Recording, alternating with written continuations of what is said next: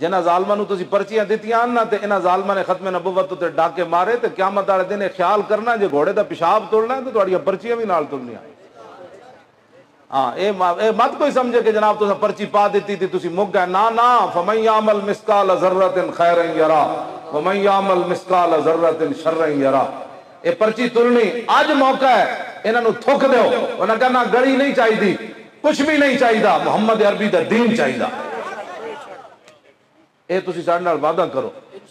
ہاتھ نہیں کھڑے کرنے، ہاتھ نہیں کھڑے کرنے، دل تے ہاتھ رکھ، سچ سچ دس۔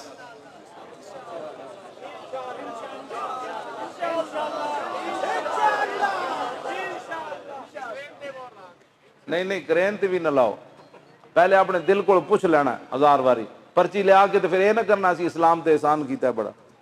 کہنا مولی خادم نو اسی پرچی دی نا نا،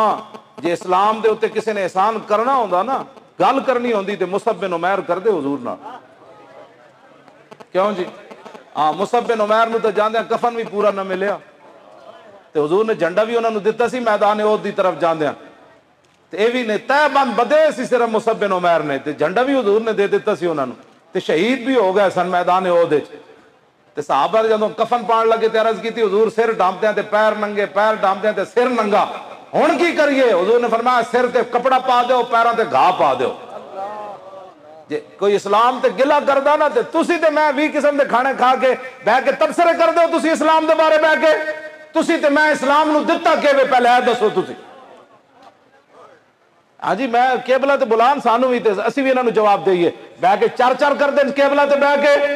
جے کوئی اسلام تے گلا کردا تے مصعب بن عمیر، حضور بھی رو پیسہ نہ دی حالت ویکھ کے، فرمایا اوہی مصعب بن عمیر ہے جڑا دور جاہلیت 400 درہم دا سوٹ پاندا سی، ایو جی خوشبو لاندا سی، جس گلی چ گزر جاندا سی گھنٹوں خوشبو آندی سی، مصعب بن عمیر گزریا، اج اللہ رسول دی محبت انہوں کتھے لے آئی، کفن بھی نہ ملیا۔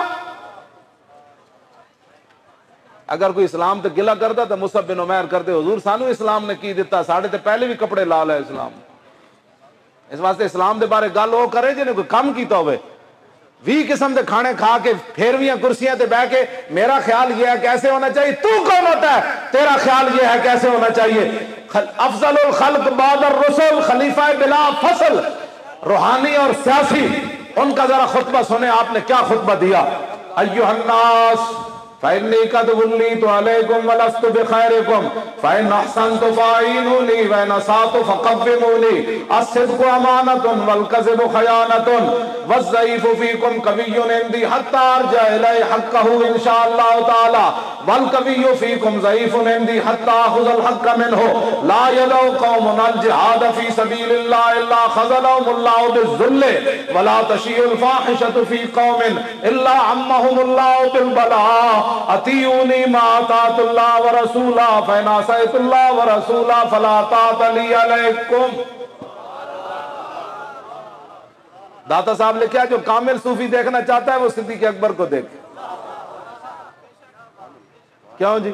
شکر ہے داتا صاحب تسی لکھیا جی میرے جب بندہ کوئی کہندا تو کہندا یہ آپ نے کہاں سے نکالا؟